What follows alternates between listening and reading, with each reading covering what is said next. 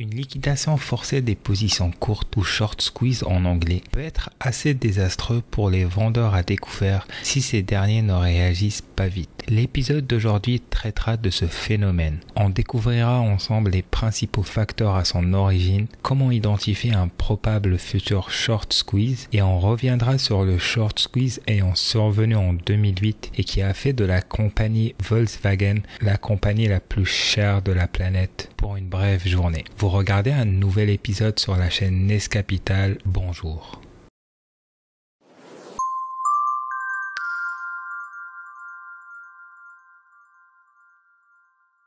Un short squeeze est un phénomène marqué par une hausse brutale des cours. Cette hausse soudaine contraint de nombreux traders à fermer leurs positions short avant que les acheteurs adeptes du momentum trading débarquent sur le marché. Le prix augmentera donc de plus en plus vite, de manière de plus en plus violente. Plus l'intérêt du marché à shorter le produit est élevé, plus un short squeeze est probable. Un short squeeze concerne cependant aussi bien les positions courtes que les positions longues. Une liquidation forcée des positions courtes affecte les vendeurs à découvert qui sont en effet forcés de clôturer leurs positions si les prix augmentent rapidement. Une liquidation forcée des positions longues se produit lorsque les acheteurs sont forcés de sortir du marché quand les prix diminuent soudainement. Ils tenteront ainsi de clôturer leurs positions longues assez rapidement afin d'éviter de subir des pertes conséquentes. On aura donc compris le principal facteur à l'origine d'une liquidation forcée des positions courtes est une hausse soudaine, rapide et inattendue des prix de l'actif. Les vendeurs à découvert chercheront à abandonner leurs positions courtes à mesure que les cours augmentent. Ce changement de dynamique entre l'offre et la demande engendre une hausse accrue des prix qui aggrave l'effet de la liquidation forcée. En effet, plus il y aura de vendeurs à découvert qui se ruent à racheter leurs actions, plus le phénomène de débalancement offre-achat s'accentuera. Toute chose étant égale par ailleurs, plus la demande est importante, plus la hausse des prix le sera également. Comment identifier une future liquidation forcée des positions courtes? Le premier indicateur à prendre en compte est le pourcentage de short interest, c'est-à-dire le nombre d'actions vendues à découvert par rapport au nombre d'actions en circulation. Par exemple, si 10 000 actions de la société Apple sont vendues par des vendeurs à découvert et que 100 000 actions sont en circulation, le pourcentage d'intérêt à court terme sera de 10%. Plus ce pourcentage est élevé, plus les vendeurs à découvert seront nombreux à se faire concurrence pour acheter leurs actions si le prix commence à augmenter. Le second indicateur à regarder est le short ratio. Le short ratio indique le niveau de vente à découvert par rapport au volume quotidien moyen des transactions sur l'action en question.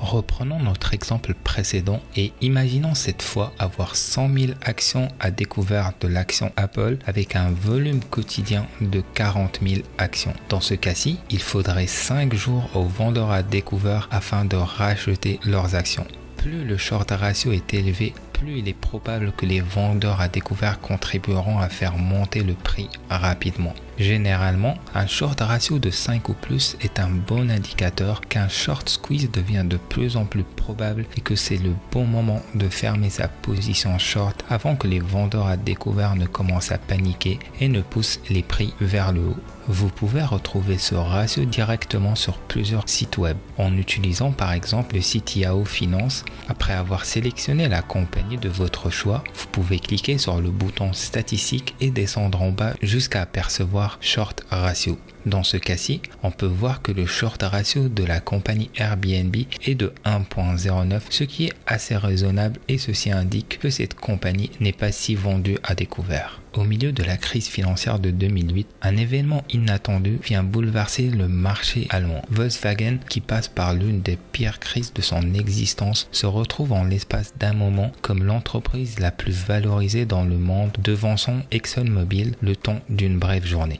très lourdement endetté, Volkswagen montrait des signes de difficultés financières depuis quelques années. La crise financière de 2008 enfonça un peu plus les clous. Dans les faits, le secteur de l'automobile dans son ensemble ne se portait pas très bien à cette époque. Le secteur était d'ailleurs assez privilégié par les vendeurs à découvert. General Motors, qui était par exemple à l'époque le plus grand constructeur d'automobiles dans le monde, fut sauvé in extremis par le gouvernement américain en 2009 qui renfloua ses caisses d'environ 10,6 milliards de dollars. D'autres constructeurs comme Chrysler déposaient leur bilan lors de cette même période. C'est donc dans ce contexte que parier sur une baisse future des prix de l'action Volkswagen commençait à apparaître comme l'opportunité du siècle pour plusieurs spéculateurs. Ce raisonnement tenait assez bien. L'action Volkswagen était d'ailleurs en pleine déroute. Le 26 octobre 2008, le constructeur d'automobiles Porsche prit tout le marché de court et annonça à la surprise générale qu'il avait porté sa participation dans l'entreprise Volkswagen à plus de 74%. Il s'agissait là d'une opération furtive rendue possible par l'acquisition en espèces de nombreux produits dérivés qui avaient été accumulés séparément par différentes banques d'investissement européennes. Juste avant l'annonce de Porsche en octobre 2008, le pourcentage de short interest de Volkswagen était d'ailleurs à un niveau de 12,8%. Ceci en soi n'est pas vraiment un niveau alarmant. Cependant,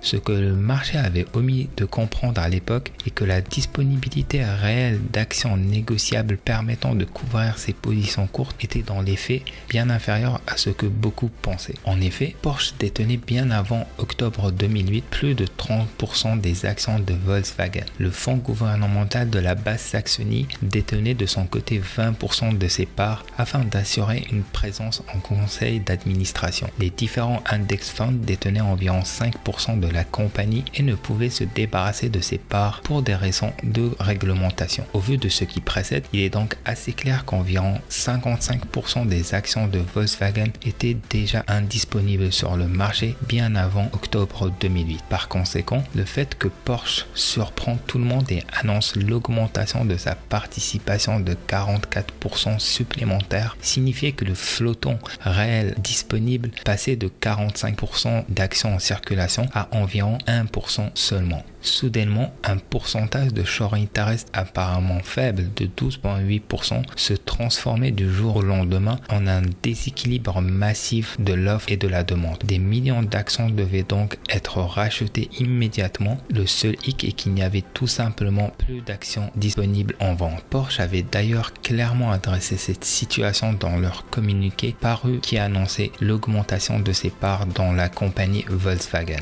Au final, la nouvelle de rachat de Volkswagen par Porsche prit tout le monde par surprise. Ceci déclencha une panique fulgurante au sein des vendeurs à découvert qui se sont précipités vite lundi de fermer leur position coûte que coûte. Toutes choses étant égales par ailleurs, le faible niveau d'offre et le grand niveau de la demande catapulta littéralement les prix de Volkswagen de 210 € à plus de 1000 €, faisant de cette compagnie en l'espace d'une journée la compagnie la plus chère dans le monde. Un autre exemple plus récent serait celui des prix de l'action Tesla en début de l'année 2020. Les actions de Tesla étaient auparavant les actions les plus vendues à découvert sur le Nasdaq. Cependant, une série de bonnes nouvelles, notamment les très bons résultats du quatrième trimestre supérieurs aux attentes, a entraîné une hausse des cours de l'action atteignant les 900 $.